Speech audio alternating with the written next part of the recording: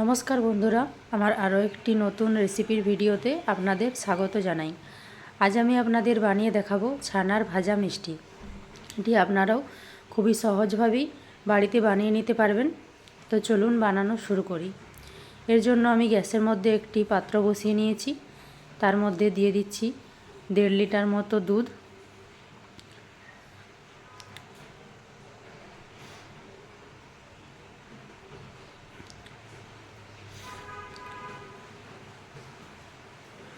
দুধটি ভালোভাবে গরম হয়ে এলে আমি দুধটি ছানা কাটিয়ে নেব।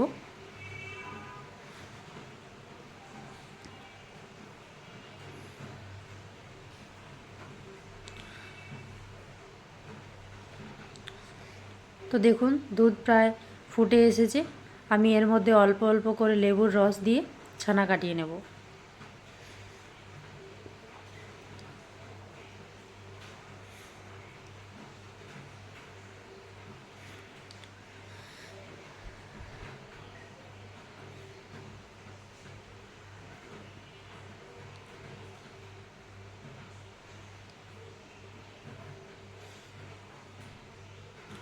তো দেখুন এদিকে আমার ছানা প্রায় রেডি।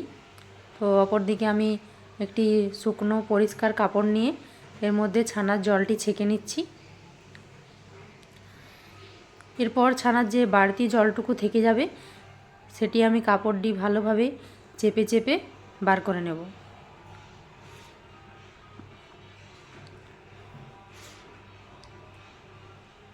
তো দেখুন এইভাবে আমি হাতের সাহায্যে চেপে চেপে বাড়তি জলটুকু বার করে নিচ্ছি।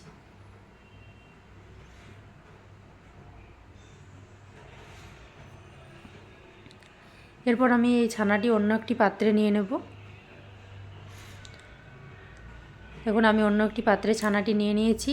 এরপর ছানাটিকে ভালোভাবে হাতের সাহায্যে ম্যাশ করে নিতে হবে, যাতে ছানার মধ্যে কোনো রকম দলা না থাকে। যতটা ভালোভাবে ম্যাশ করতে পারবেন মিষ্টি তত ভালো হবে। এরপর আমি নিয়ে নিচ্ছি পরিমাণ মতো খোয়া ক্ষীর। এখানে আমি যতটা ছানা নিয়েছি তার হাফ নেব খোয়া ক্ষীর।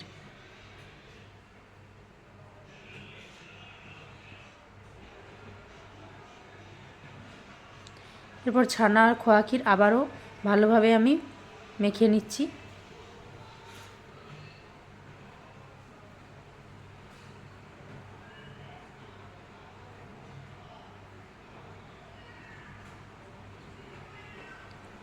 এরপর আমি এখানে যতটা ছানা আর খোয়া ক্ষীর নিয়েছি সেটিকে 4 ভাগ করে তার 1 ভাগ আমি সুজি নিয়েছি। সুজির মধ্যে দিয়ে দিলাম 1 চামচ ঘি। আবারও সব কিছু একসাথে মিশিয়ে নিতে হবে।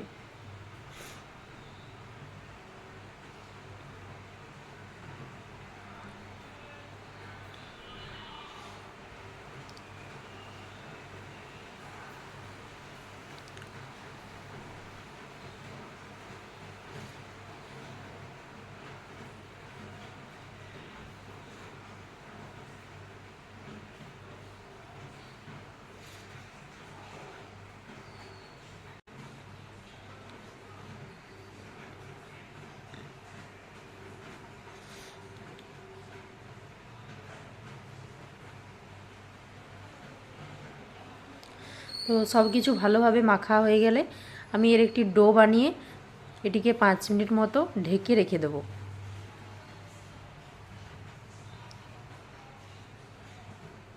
তো আমি 5 মিনিট পর চলে এসেছি।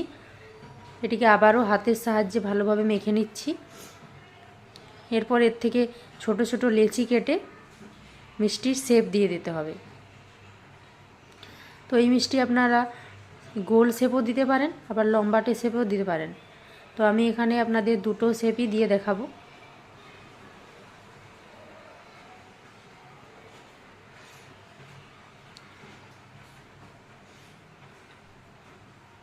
দেখুন আমার সব মিষ্টির শেপ দেওয়া হয়ে গেছে।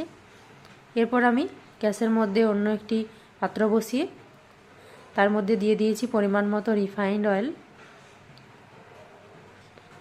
এদিকে তেল গরম হতে থাকুক, আমি অপর দিকে গ্যাসের মধ্যে অন্য একটি পাত্র বসিয়ে নিয়েছি চিনি সিরাপটি বানানোর জন্য। তো আমি এখানে দিয়ে দিচ্ছি 2 কাপ মতো জল।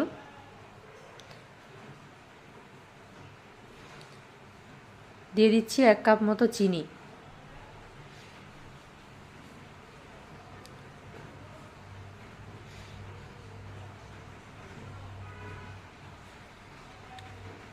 এই চিনি সিরাপের মধ্যে আমি দিয়ে দিচ্ছি 2টি এলাচ, আমি ভেঙে দিয়েছি এলাচগুলো।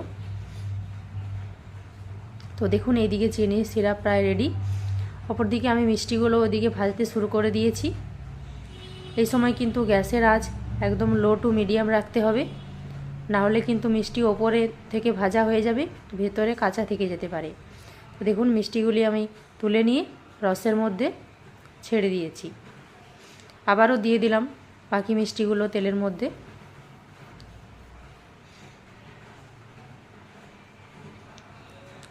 এইভাবে আমি প্রায় সব মিষ্টিগুলো ভেজে নেব।